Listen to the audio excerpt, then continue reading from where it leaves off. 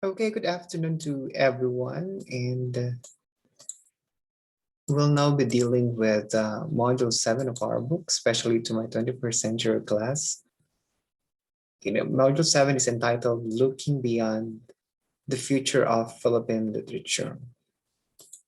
So what is next to Philippine literature? So we have studied about many things, about epics, about short stories, essays. So what is next to Philippine literature?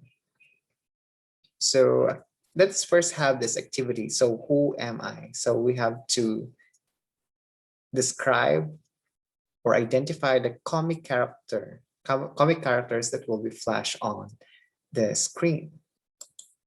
So are you ready? So what is this? Okay. So is Spider-Man. How about this? Okay, that is what? That's international. How about those? We have Justice League or the Flash. Well, this we have Wonder Woman and the Titans. Oh, this. It's very familiar. The Pokemon. Oh, this in Philippine settings. So we have Captain Barbell.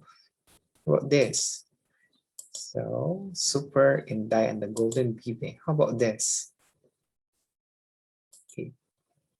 So it's ang Gilalas na pakikipagsalaro ni Shasha Saturna by Carlo Vergara. So theater. So if we talk about theater, about movies. Okay. So these are some forms of how the Filipinos before show their talents, show their skills. But we need also to consider that based from our history, we have this comics or comics. So this is one of the beloved forms of published work, and it appears in newspapers daily and has been the go-to entertainment form of some Filipinos. So back then, they don't have televisions, something like that. So they go with comics or they go to comic section in newspapers just to entertain themselves. So we have famous ones like Mang Ambo, like written by Larry Alcala, Pugad Baboy, Paul Medina, and News Hardcore by Manex Abrera.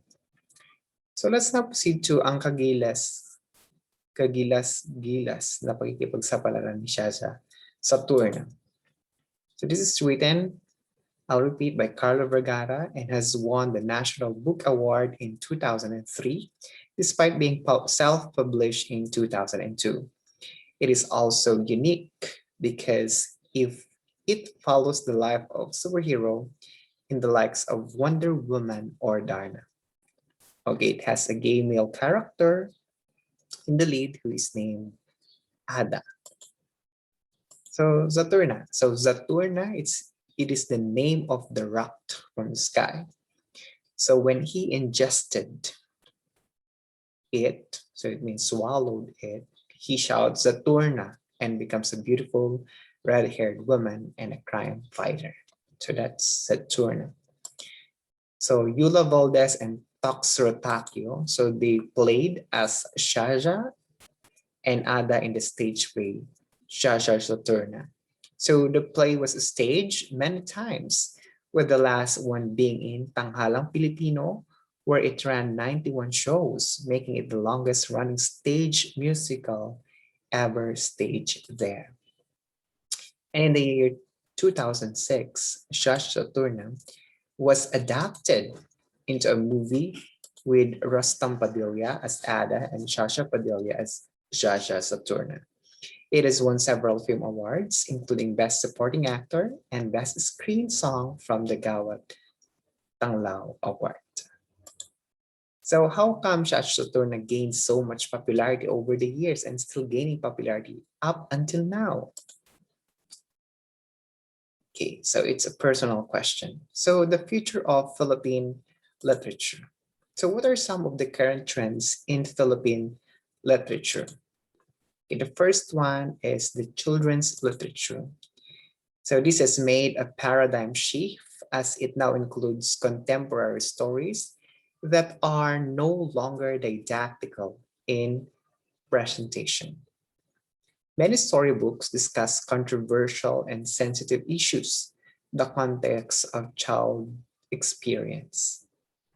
So long time ago, maybe we have this fairy tale, something like that. We have also children's stories wherein we could get moral or the lesson from it. So writers work actively with illustrators such as the people from ang ilustrador ng kabataan or ang inked. So it's very important. So what maybe you're questioning what is the work of illustrators? So like for example, I was able to write a certain story. So it's up for the illustrator how he would illustrate. Like for example, the characters, the setting of a particular story. So gone are the days wherein children's literature are only compiled for moral or shall we say we could get lessons and they are something like they are just simply for children. Okay, but it says also here that storybooks discuss controversial and sensitive issues. So what are sensitive issues about children? So like for example, the child labor policies. They at the early age are already working. And some, those, actually there are really lots of issues with regards to children, like child trafficking, something like that. So we could include them here. Second one is speculative fiction. So this is an umbrella term in the country's literature that includes all genres of horror, fantasy, science fiction, magic realism, and other non-realist genres. So this terminology has been championed by Dean Francis Alfar, who has written and edited stories under this genre. So what are the umbrella of this speculative fiction? We have the horror, fantasy, science fiction, realism, and non-realist genre. So they are under speculative fiction. The third one is the avant-garde poetry. So these are poems that push the boundaries of what is expected as the norm. So these kinds of poems experiment with form, phrasing, ideas, imagery, and the like. So gone are the days wherein we really follow traditional structures. So with the introduction of well, when avant-garde poetry was being introduced already to us, so they experiment with the form. Like if before they have the A, B, C, D pattern, now they can have the free verse, they can have the sonnet, Petrarchan, name it all. Okay. You can also include the phrasing, the ideas, the imagery. And the last one will be the contemporary essay. So this is unrestricted. Okay, when you say unrestricted, so they go beyond boundaries and explores diverse topics such as dysfunctional families, LGBT issues, terrorism, religion, and or faith. So those are contemporary essay. They talk also about contemporary issues. And other term for that contemporary, it means the day-to-day or our daily experiences as people living in this era. So if you are to create another form on how you can entertain Filipino nowadays, what would it be and why? So are there things back in your mind that you can use to entertain the Filipinos? Okay, if you have, so you can also share it later on. So to end this presentation, it is being said in Hebrews 2 verse 10 that Jesus is the captain of our salvation. So we have talked about comics, Turna. But always remember that our real hero is none other than Jesus Christ, who really championed us. So he died on the cross just for us to be saved. And that salvation is very free. Okay, and it's up for us if we will accept that or we will reject. So it's really our personal commitment that will save us through Jesus Christ our Lord. So thank you so much for your listening and